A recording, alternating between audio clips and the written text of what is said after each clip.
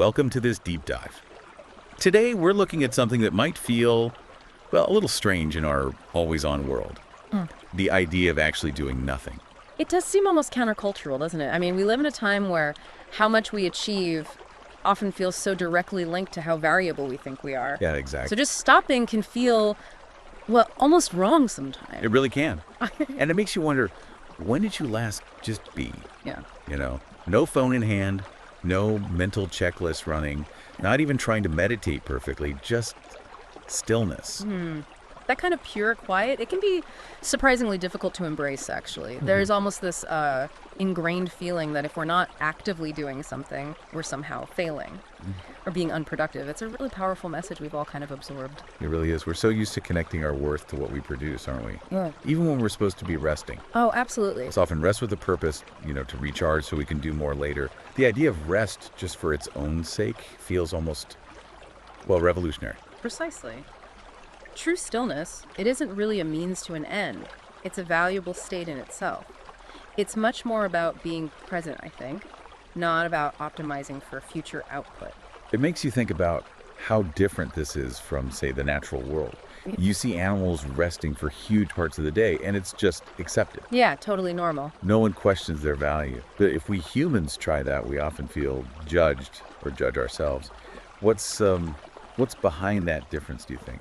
Well, it definitely points to our tendency to really, really value constant activity. We often treat busyness like it's some kind of badge of honor, Like a sign of importance. Exactly. And we can overlook what might actually be gained from simply being present in a moment without an agenda. But what's so interesting is what's happening inside us when we appear to be doing nothing.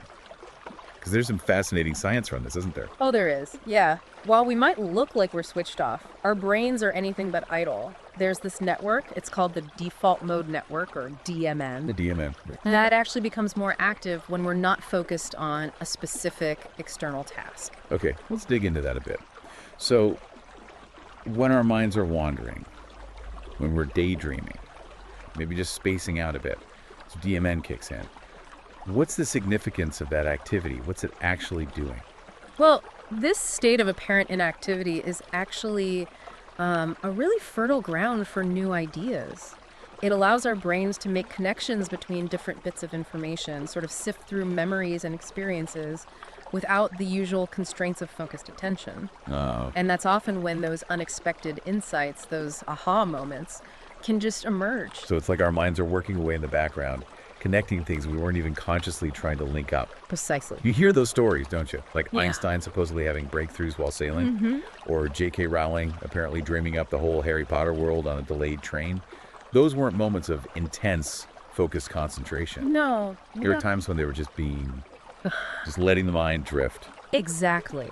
So stillness isn't the absence of mental activity. It's really a different kind of mental work.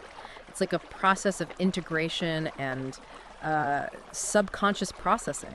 It creates the space for possibilities to surface. And it's important to be clear here. This isn't about just zoning out or trying to numb ourselves. Right. It's not about mindlessly scrolling or binge watching something. Absolutely not. No, this is much more about tuning in to ourselves rather than just tuning out from the world. Okay.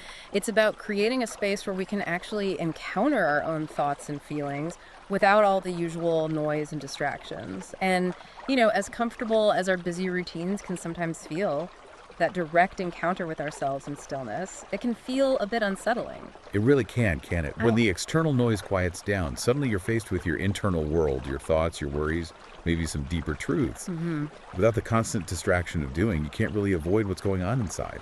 And I think that's often why we resist it, why we avoid that quiet noise in all its various forms, whether it's actual sound or just busyness. It can offer a kind of comfort, a way to maybe not have to engage with those deeper questions we might not feel ready to face just yet. But there's a real irony there, isn't there? Yeah. We often say we want clarity, we look for those moments of understanding, Yeah. but we keep filling our lives with more and more to do, more and more noise. It's like we're searching in the wrong place. That's a great way to put it. The very clarity we're often searching for, it probably exists in that brief pause, in the space after the noise fades and before the next thought really grabs hold. It's in that quiet. So this isn't about suggesting we should all just stop doing everything. It's not about total inaction. No, no, not at all. It's more about changing how we relate to both activity and inactivity. Okay. How so? It's about not forcing things quite so much, about giving our minds and maybe our inner selves, our souls, the room to breathe without constant demands for results or outcomes. Right. It's like setting up an internal environment where things can naturally sort themselves out, maybe. You mentioned our nervous system earlier. How does stillness play into that? Well, in stillness, our nervous system gets a chance to reset, to recalibrate. Our breathing naturally tends to slow down and deepen. And in that slowing down, that settling understanding often arises. But it's not usually like a forceful realization, more like a gentle, quiet knowing. It just sort of lands. That's a really lovely way to describe it. A quiet knowing. So for someone listening right now who might be feeling overwhelmed, maybe a bit stuck, what's a simple first step they could take towards exploring this art of doing nothing? Well, maybe the next time you feel that sense of being overwhelmed or stuck, just try pausing. Just for a minute, maybe. If you can, step outside. Yeah, okay. Just notice your surroundings. Maybe look at a tree or the sky. Allow yourself to actually hear the quiet sounds, the spaces between the louder city noises, perhaps. Let your hands just be still for a moment without reaching for your phone or anything. Just breathe. And try to be present in that moment without any goal other than just being. It's such a simple practice, but it sounds like it could be quite powerful.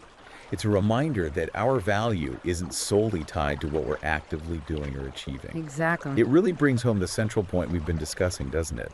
That the clarity we're often seeking might not actually be found in more effort or more doing, but maybe in creating more space. Precisely. Perhaps the answers we're looking for aren't hiding in the next task on our to-do list, but in those quiet moments we allow ourselves in between. That's definitely something to think about. So as you listening continue with your day, maybe just take a moment to consider this idea. Could the clarity you're seeking be waiting for you in a moment of stillness? Allow yourself that space. Breathe gently. And maybe just make a little room for the quiet. Thank you for exploring this with us today. Until our next deep dive, may you find moments of peace, maybe even clarity, in the stillness.